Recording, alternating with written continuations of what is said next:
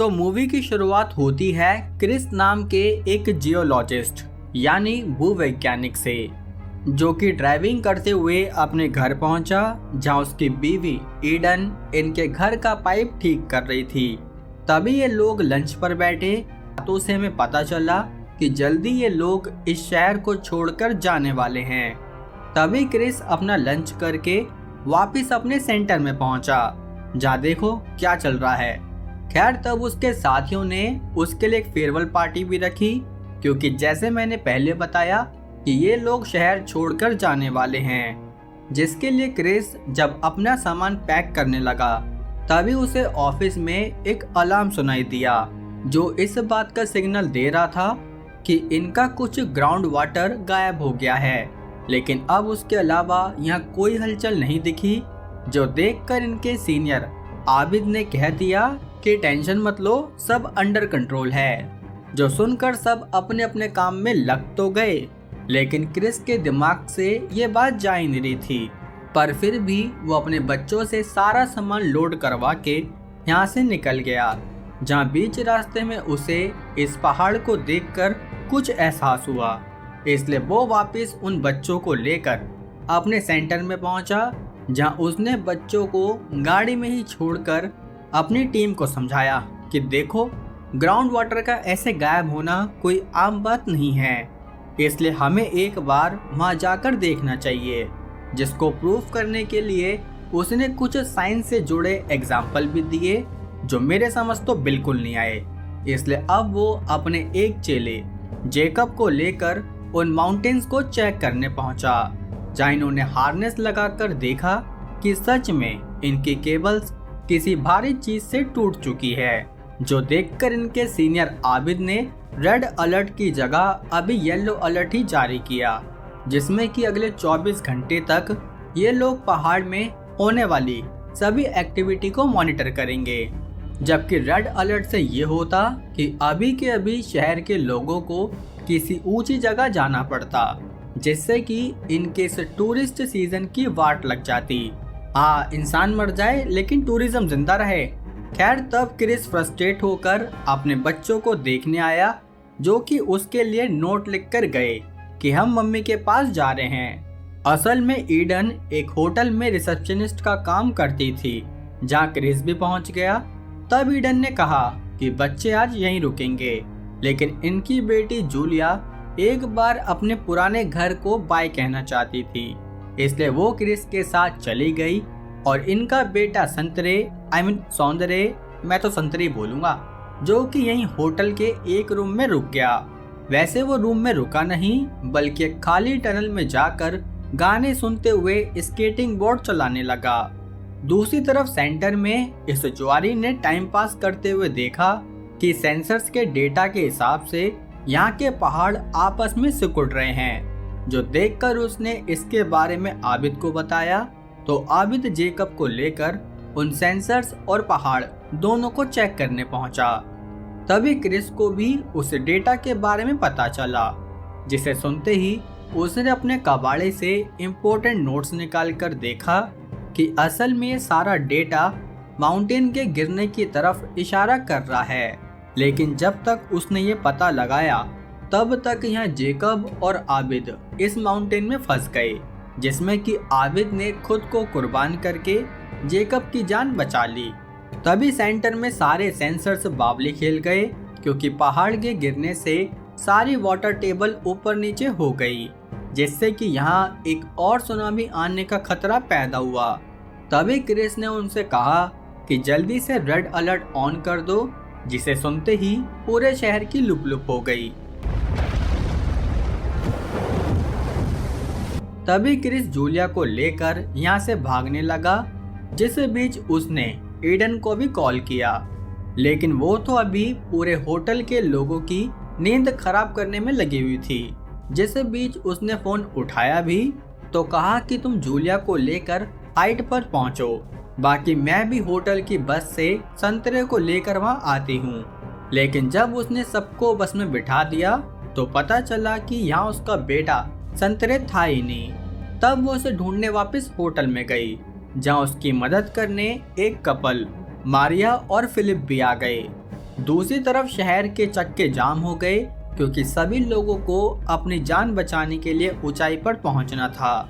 इसलिए क्रिस अपनी कार को छोड़कर जूलिया के साथ ऐसे ही भागने लगा। जहां उसे देखकर बाकी लोगों को भी अकल आई तो वो भी बिना गाड़ी के आगे बढ़ने लगे। जिस बीच यहाँ उसकी एक पड़ोसन दो कार के बीच में फंस गई, जो देखकर क्रिस ने जूलिया को उसके पड़ोसी थॉमस के साथ भेजा और खुद थॉमस की बीवी मतलब उस पड़ोसन को कार के बीच में से निकालने लगा। अब जितने टाइम में वो ये कर पाया तब तक सुनामी इनके बहुत करीब आ गई, जो देखकर वो पड़ोसन के साथ एक कार में ही बैठ गया ताकि वो सुनामी की लहर से बच सके। लेकिन सुनामी ने तो इस कार को भी बहुत ही उम्दा तरीके से नहला दिया। यहाँ होटल में ईडन ने जैसे तैसे संतरे को ढूंढ लिया।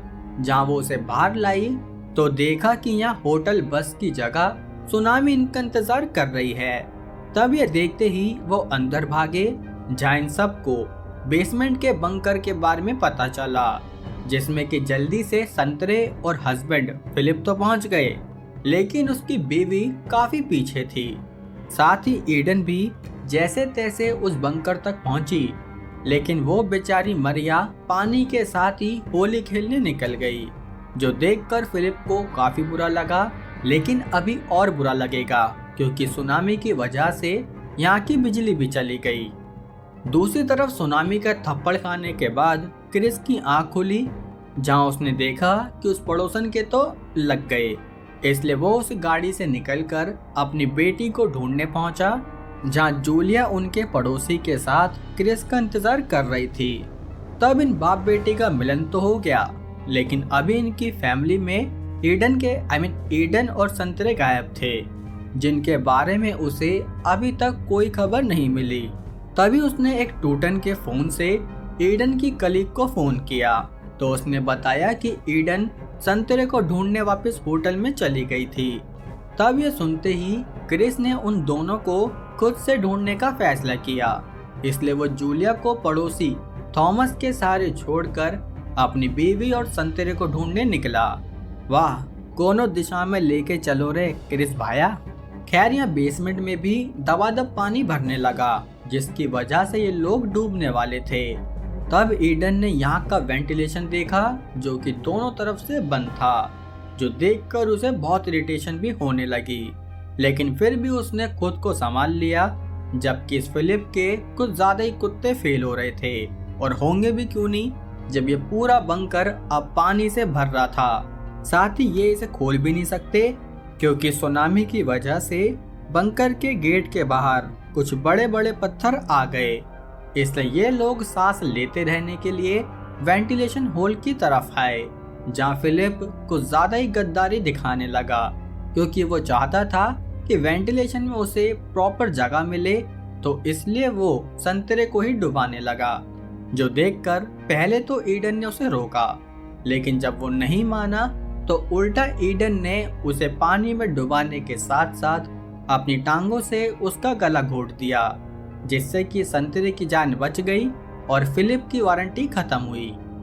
तभी इस होटल में क्रिस भी पहुंचा, जो इधर उधर अपनी बीवी बेटे की तलाश करने लगा, लेकिन उसे यहाँ बर्बादी के सिवा कुछ नहीं दिख रहा था।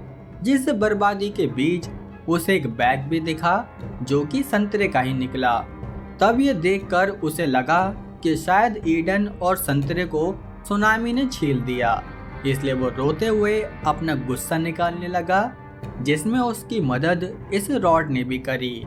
तभी शोर की आवाज खुद ईडन और संतरे तक भी पहुंची, जो आवाज का रिप्लाई देते हुए ये लोग हल्ला मचाने लगे, लेकिन अभी क्रिस को उनकी आवाज नहीं आई। तब ईडन ने पानी में घुसकर एक रॉड का सहारा लिया, और बजाने की आवाज तो होती ही तेज है, जो तुरंत क्रिस ने सुन ली। इसलिए वो आवाज का पीछा करते हुए इन दोनों को ढूंढने लगा, लेकिन तभी इनकी ठोका पीटी की वजह से या वेंटिलेशन के रास्ते से भी तगड़ा वाला पानी आने लगा।